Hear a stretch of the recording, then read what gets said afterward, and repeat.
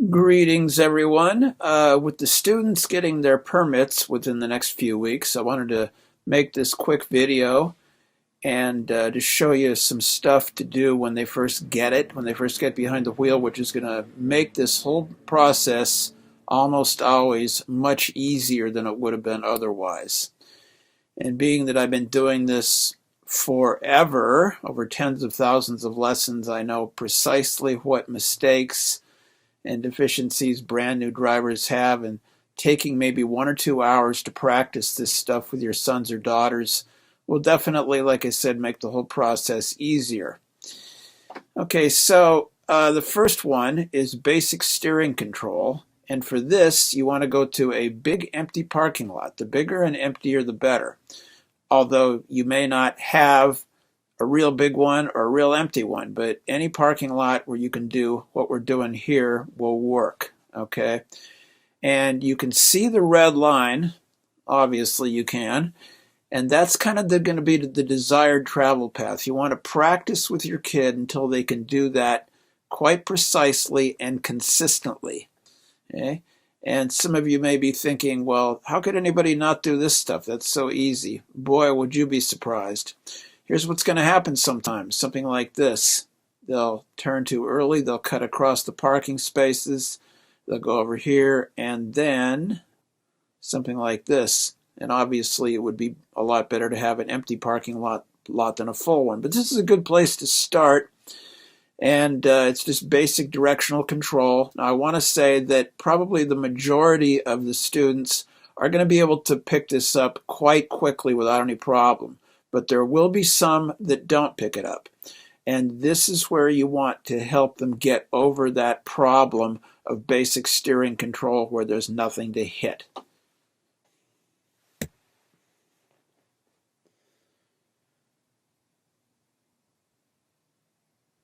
So very obviously, a very fundamental part of driving is to be able to get the car around the corner without hitting anything. And here again, a lot of people may think, how could anybody have a problem doing that? And again, I would say, boy, would those people be surprised in many cases. So let me show you a couple common problems that brand new drivers make and some suggestions about how to remedy those problems. Okay, here we have an illustration more or less about what it should look like. Okay, bringing it around, keeping it tight on the right side without hitting the curb, and then straightening it out and going straight. However, let me show you a real common issue. The new driver will start the turn much later than they should. The car goes way wide, and then they don't correct the steering and it goes off the road. Both going wide and going off the road are obviously fraught with danger, so we want to avoid that. So what I tell the students is to start the turn when the front of the car is at the corner, which is going to be sooner than their instinct is telling them to do it. And that's a big part of teaching people to drive, is to kind of beat their instinct to the task. You want to have them envision a target point, okay, where the car is going to be after it comes around the corner.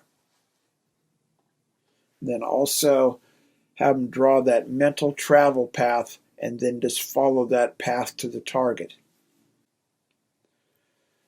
Left turns are generally not the problem that right turns are, but they can still have problems. So this can be done again on a street. I know there's a yellow line there, which there would be on an arterial, but the yellow line in this case is just to separate the directions. This can be done on a residential street quite easily.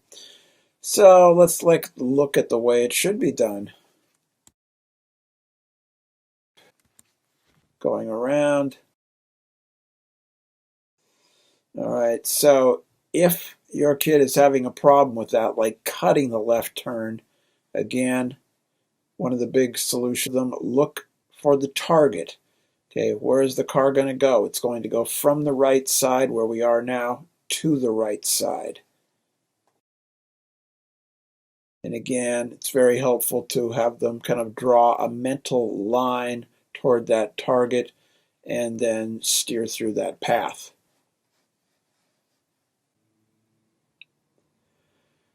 Drill number 3 is what I call the go and stop drill. And some people would say, well, shouldn't it be stop and go? No, because in order to stop, you got to be going first. So I think grammatically I win on that one. Definite and very important points to it. And the first point is to consistently distinguish the gas and the brake. You do not want them getting the gas and brake mixed up when you're out driving in traffic. And although they may know that theoretically, first time they go out in traffic, they can kind of get information overload and start mixing those up. This is really not a problem for me because I can control the car from the right side, but for you it can be a problem. So we want to try to eliminate that as much as possible. The second is judging distance in front of the vehicle, because that has to be pretty accurate and it has to be intuitive. And number 3 is to look forward and planning an action. So here we are. This can be a parking lot. It can be a street. And let's say in this case we're maybe 400 or 500 feet back from a point that they're going to stop the car from maybe about 10 or 15 miles an hour. It would be really nice to have a very defined stop point like that black line, but that's not always going to be the case. If you can find a situation like that, that's great. But let's say that yellow car is parked there, so you're going to tell the student, go up and stop our car when you're right abreast or right in front of that yellow car. And this is what it should look like. Go right up and stop right there when the front of the car is at the line or the desired stop point. However, very often, this is going to happen. They will either greatly overshoot it, or they will stop the car way before that point. Okay, so what again we want is this. All right. Now let me kind of go back to a point I was making before about looking ahead, planning an action, and executing it. One of the deficiencies of being inexperienced is not looking far enough ahead, not thinking far enough ahead, and not acting far enough ahead. Everything is kind of delayed. So this exercise will help kind of overcome that. And as far as distinguishing the gas from the brake, put into their muscle memory which does which.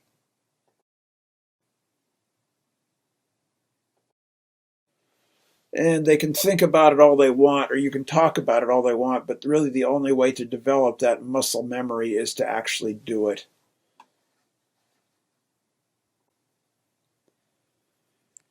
So another real essential part of learning to drive is to be able to look ahead, see where the road curves, and point the car in the correct direction, and accelerate the proper amount going up a hill and brake the proper amount going down a hill. And there is really no better place to learn how to do this than cemeteries. Cemetery, and you can see what they're doing.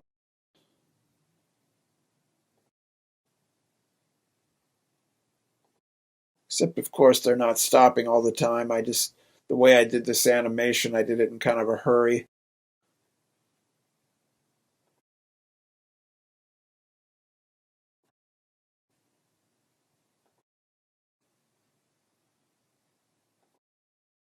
So again, I think you kind of get the picture on that one. And this, like I said, spend maybe 30 to 60 minutes there in the cemetery doing that. Go around all the way around and then go back the other direction. Maybe take a few detours in there, and I think you'll notice quite an improvement in their ability to drive in a short period of time.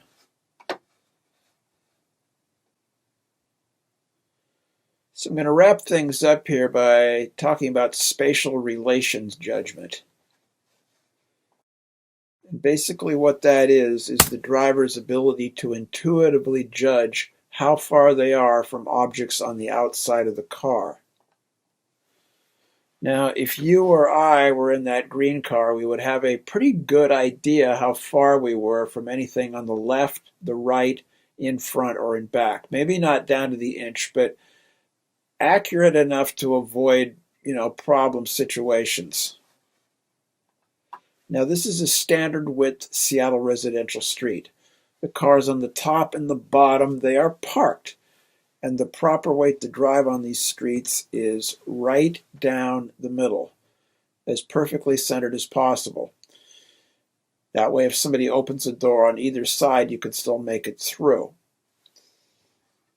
However, the inexperienced driver will have a tendency to do something like this. They will hug those cars on the right. There's absolutely no point trying to do that, since you can only get one car at a time through that opening. Now, why do they do this? Well, I will tell you.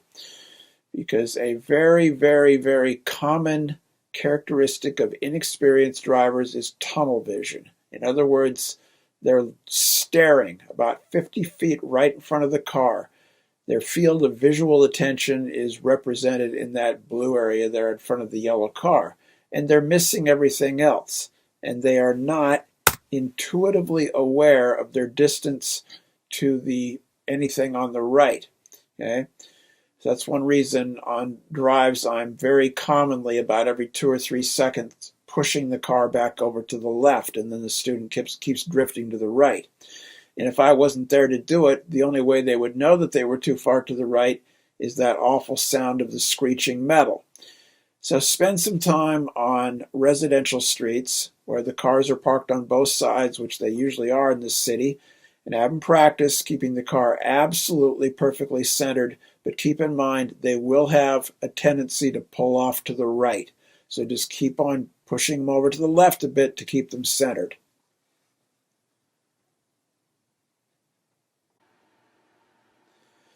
Now, if you notice that your son or daughter is having a problem with some of this stuff after you've practiced it a while, there is an app called Fastlane Street Racing, and it works better on a pad than a phone, but it still works really well on either. And it's a pretty sophisticated game. It has both a gas and brake. Now, the purpose of playing with this app, which you can get a free version of, is not to race the other cars. I tell my students, just let the other cars hit you. Don't worry about it.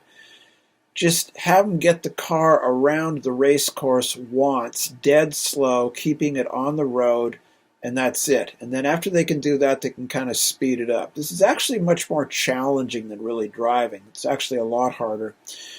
But what this does is it kind of helps develop that eye-hand coordination. Okay, in other words, they see where the car needs to go, they think far enough ahead, and they steer it in that direction, and they accelerate and brake at the proper time. And I find that students that are having problems with directional control, if they do actually get this app and actually do play with it, I actually do notice improvement.